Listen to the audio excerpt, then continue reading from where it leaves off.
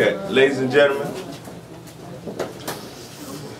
Of course, you see how it works out. You see how it works out. We want to have the feminine energy finally coming in. It's rare in the Poemedy Cypher to get the feminine energy. It's a beautiful thing, though. It's a beautiful thing. Every time. Every time. So we want to bring right now powerful, powerful female energy to the stage. The name says it all. Divine Insight. Give it up, ladies and gentlemen. Frank Zappa said, "The United States is a nation of laws, badly written and randomly enforced." Yeah. America came in to request help today. She was doing really bad. Skyrocketing unemployment, a huge deficit, unnecessary homelessness, her citizens battling all types of addictions and maladjustments, uneducated souls holding on to or producing more afflictions, also dragging the guilt, the shame of countless plots to destroy her own people in the names of inferiority, superiority, or having to prove that she might be the highest in democracy's authority. I'm not quite sure which name it was. She spoke. The feelings most heard had to be confusion, despair. She wanted to know how she got here to this particular state, still trying to make up for the past. Her eyes welled up. One could tell she was truly sorry for her mistakes of allowing power-hungry, greedy, lusting, ingrate statesmen to court her on dates. Playing coy, she gave up her power, decided to actively engage in the rape. Principles of justice, equality were taken first. In their place, corruption, dereliction were planted. You should have seen her display when she ranted. Began yanking her hairs, as did those good old boys and Yankees. So much torment laid by the hands who touched her. Enough cover-ups left unsealed. The children are unpatriotic. This is how she feels. I gave a detached yet concerned look. She was unsure of what that look is supposed to mean. She started to speak, then I hushed her. Said, "You know, America, I don't mean to be mean with what is about to be said of all these things. However, it seems like you want to play the victim. You want to disengage from responsibility in order to gain pity? Teach. How old are you now? Approaching 250?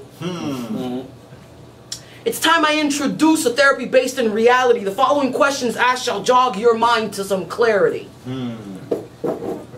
Why is it you condemn those who kill their own kind, yet you plot to do the same to your own constituency?"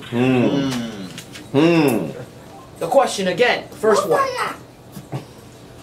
Why is it you condemn those who kill their own kind, yet you plot to do the same to your own constituency?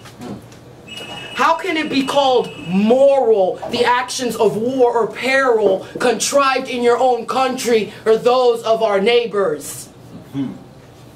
Who told you power isn't supposed to be shared? When did you stop trusting in God? What makes you think you know best?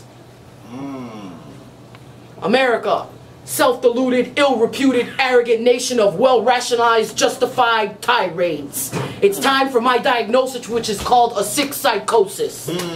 Apparently centuries of operating in secrecy, a well-hidden republic masquerading with frocks of democracy while having intentions of separation, living hard years of hypocrisy has drowned out truth since you're immersed in falsity. Teach. Like I said, apparently centuries of operating in secrecy, a well-hidden republic masquerading with frocks of democracy while having intentions of separation, living hard years of hypocrisy has drowned out truth since you've been immersed in falsity. Plots of conspiracies have corrupted your initial perspective, the noble outlook. The twinkle in your eye has been took. You no longer are a calm, serene, babbling brook. Woo! Now takeover happened by dubious carriers of injustice with titles of congressmen or senators parading around in suits. Destroy cover is a pattern rooted in your behavior, America. You think you're everybody's fucking savior. However, how do you treat the unsung heroes or keepers of this deteriorating democracy? How do you treat them? They get treated as if we are in biblical times and they have leprosy. Seems to me your preference is to keep pumping MTV, maintaining so-called needless souls in catatonic states. Responsible are you for your current state. No accounting practices, corruption prevails, justice for your people stays lax. Do something first about what your own people lack. Stop putting a nose in world affairs where your presence should lack. Get diplomats to shake hands, not warmongers who at mass destruction of others get hard-ons. Is your fucking mind on? Her face was expressionless. I reached into my desk. Had a Ruger, hollow points inside it. Took it, aimed it, squeezed. America is dead. The only prescription to a sick psychosis is euthanasia in 2 doses, verbal and action. What a pity. You were destined to be such a pretty country. Now, this is a quote from Aristotle. Aristotle said, republics decline into democracies, and democracies degenerate into despotisms. That was sick psychosis, y'all. What happens the day your mother dies? It ain't no sunshine when she's gone, and she's always gone too long. I remember my 5th Christmas without you because some southern cracker locked you and daddy up for driving while black. Too young to be sad, too naive to be mad. Seeing you eventually made me glad because we celebrated when you came back. I remember sleepaway camp for 2 weeks at age 7 without you to wake me. When you came on Parents' Weekend, I dried my tears for fear that you might not take me back. I remember reading every word of every letter you wrote me every summer at camp. No, that's good, that's good. You know what that means when you start hearing noise, when you start talking about people who aren't here, that's their presence manifesting. So it's good when you hear that noise and the phones start ringing and things start happening. It's the energy. It's the energy. Making yourself known. Exactly. Love that. So it's confirmation. It's confirmation. You know, because you know the story, really the genesis of this story is a Miami story. My 5th, that I went back to my earliest memory of my mother. And my earliest memory as a child was when I was 5 years old. And my mom and my stepdad were locked up. I was in Albany, New York. They were locked up in Miami, in jail, on a gun charge. Long before I ever was, I didn't even know what a Miami was. But they were calling me from jail, wishing me Merry Christmas. So yeah, so I would expect something to happen. So I'm gonna start again. Go ahead, bro. What happens the day your mother dies? It ain't no sunshine when she's gone, and she's always gone too long. I remember my 5th Christmas without you because some southern cracker locked you and daddy up for driving while black. Too young to be sad, too naive to be mad. Seeing you eventually made me glad because we eventually celebrated when you came back. I remember sleepaway camp for 2 weeks at age 7 without you to wake me. When you came on Parents' Weekend, I dried my tears for fear that you might not take me back. I remember reading every word of every letter you wrote me every summer at camp. Missing you made both my sheets and the pillows in my bunk bed damp. It ain't no sunshine when she's gone, and she's always gone too long.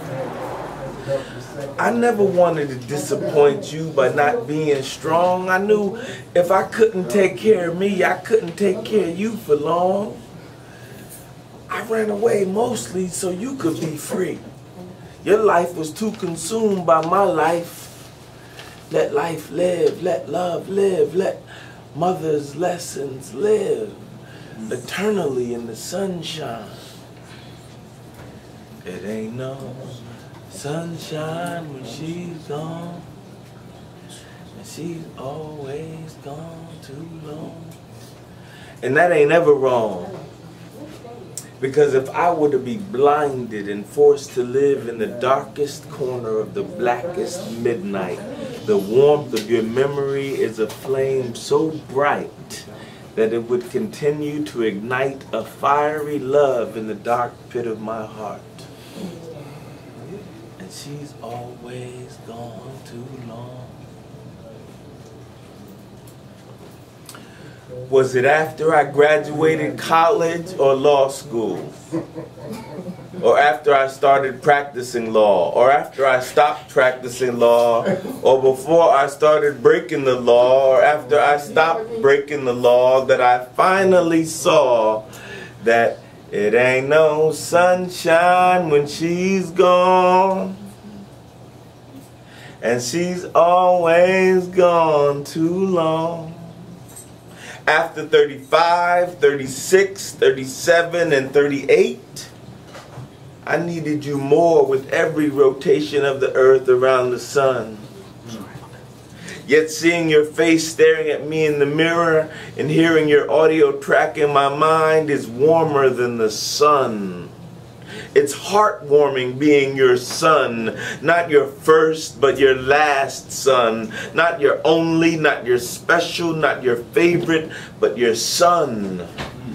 I remain your son. It ain't no sunshine when she's gone. She's always gone too long. To be gone is to be alone. To be with you is to be home.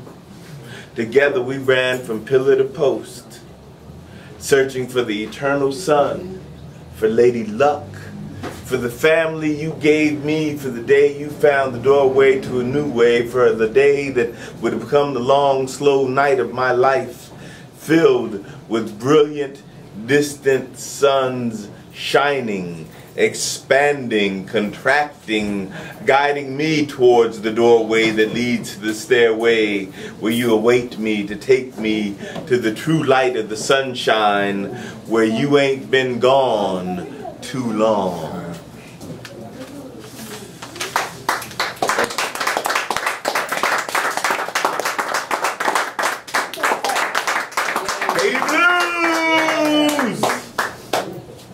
Keep going, keep going, keep going, keep going. Keep going, keep going, keep going, keep going, keep going, keep going, keep going.